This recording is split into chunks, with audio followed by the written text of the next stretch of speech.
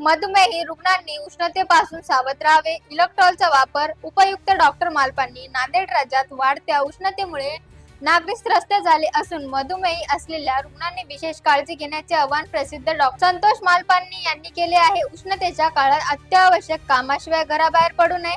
तसेच पाण्याची बाटली आणि शुगर फ्री इलेक्ट्रॉल पावडर सोबत ठेवावी असा सल्ला त्यांनी दिला. मार्गदर्शन शिबिरात बोलताना डॉक्टर मालपानी म्हणाले की सध्या मराठवाड्यात उष्णतेची तीव्र लाट असून अनेक जिल्ह्यांमध्ये तापमान 42 अंशाच्या पुढे गेले आहे. अशा परिस्थितीत मधुमेही रुग्णांनी विशेष खबरदारी घेणे आवश्यक आहे.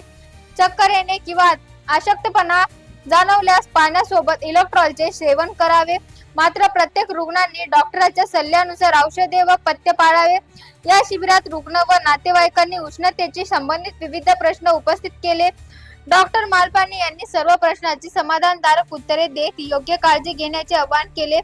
या कार्यक्रमाला परभणी, हिंगोली आणि नांदेड जिल्ह्यात अनेक रुग्ण, नातेवाईक तसेच वैद्यकीय क्षेत्रातील मान्यवर उपस्थित होते. आज आहे जागतिक थायरॉइड दिवस.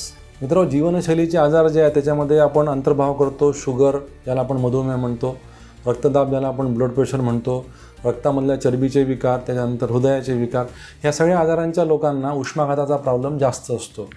जसं आता ऊन वाढलं आहे, सध्याचं टेम्परेचर जवळपास 42 डिग्री आहे. हे 42 डिग्री जरी आपल्याला दिसलं आपल्या समोर, तरी ते रिअल फील जे आहे ते आहे 45 डिग्रीचं. आणि उष्णता वाढली, सोबत दमटपणा पण वाढला आहे. अंगामध्ये घामाच्या धारा फुटतात प्रत्येकाला. अशा वेळेस निर्जलीकरण, ज्याला आपण डिहायड्रेशन म्हणतो, त्याचा धोका आपल्याला संभवतो. आणि आमच्या आजारांच्या लोकांचं डिहायड्रेशन झालं तर त्यांना रक्तवाहिन्या ब्लॉक व्हायची भीती जास्त असते. हे असल्यामुळे प्रत्येकाला मी सल्ला देईल की पाणी व्यवस्थित प्या. एकदम थंडगार पाणी पिऊ नका. थंडगार पाणी पित असाल तर पाणी कमी जाते, म्हणून माठातलं पाणी किंवा त्या टेम्परेचरचं पाणी आपण घेऊ शकता. ORSची पाकिटं मिळतात, तुमच्या जवळच्या PSCला मिळतील किंवा तुमच्या जवळच्या मेडिकलला मिळतील. जी माणसं शेतामध्ये उन्हात काम करतात त्यांच्याकरता अत्यंत महत्त्वाची गोष्ट, अर्धं पाकिट सकाळी, अर्धं पाकिट सायंकाळी उन्हात काम करत असताना आपण पिलं पाहिजे. इव्हन पत्रकार बांधव जे बाहेर फिरतात त्यांच्याकरता पण ORS फार आवश्यक आहे. तिसरा मुद्दा, आमच्या शुगरच्या पेशंटनी बिना चप्पल बाहेर फिरू नये. सँडल, बूट घालून फिरावं, कारण फारशी खालची जी जमीन आहे ती गरम झालेली असते आणि मग जखम व्हायची शक्यता आपल्याला वाढते. चौथा मुद्दा, शेतामध्ये सध्या बरीच कामं चालू आहेत आणि शेतामधली मशागत करत असताना पावलांना इजा नको व्हायला पाहिजे म्हणून पायात बूट, चप्पल ह्या गोष्टी वापरणं आवश्यक आहे. पाचवी गोष्ट, जे कपडे आहेत आपले ते पाहिजे कॉटनचे, म्हणजे सुती कपडे पाहिजेत. कपडे एकदम पातळ पाहिजेत आणि त्यांचा कलर जो आहे तो फेंट पाहिजे. आसमानी कलरचे, बदामी कलरचे किंवा पांढऱ्या कलरचे कपडे आपण घातले पाहिजेत.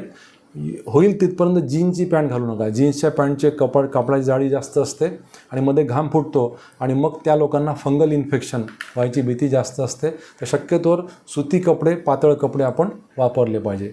या 5-6 गोष्टींची आपण काळजी घेतली तर सूर्याचा मुकाबला तर तसं कोणी करू शकत नाही, पण सूर्याची जी अवकृपा आपल्या मराठवाड्यावरती होतं आहे त्याचा काही प्रमाणात आपण मुकाबला करू शकू. मला इतकंच बोलायचं आहे. मला बोलायची संधी दिली, धन्यवाद. सर, उष्णतेमुळे मधुमेह रुग्णांना कोणते धोके संभवतात? उष्णता वाढली की मधुमेह रुग्णाचे दुष्परिणाम वाढतात. अंगातलं पाणी कमी झालं की अंगातल्या साखरेचं कॉन्सन्ट्रेशन वाढते. या लोकांच्या औषधी पण बरोबर काम करत नाहीत. बरेच लोक इन्सुलिन पण घेत असतात. इन्सुलिनचं स्टोरेज समजा बरोबर झालं नाही, थंड नसेल ते, तर मग त्यांचं इन्सुलिन बरोबर काम करत नाही. तर शुगर वाढणं, दिवसाची लांबी जास्त असल्यामुळे शुगर लो होणं, काम जास्त केल्यामुळे शुगर लो होणं, या सगळ्या गोष्टी संभवतात. म्हणून जवळच्या डॉक्टरांकडनं 15-20 दिवसाला एकदा शुगर आपण आपली तपासून बघितली पाहिजे.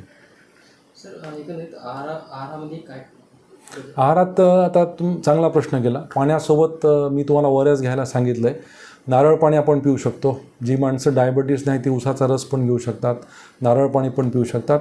मुख्य मुद्दा आहे की पाणी वाढवायला पाहिजे. जितकं आपण पाणी जास्त पिऊ तितकं प्रॉब्लेम कमी राहतील.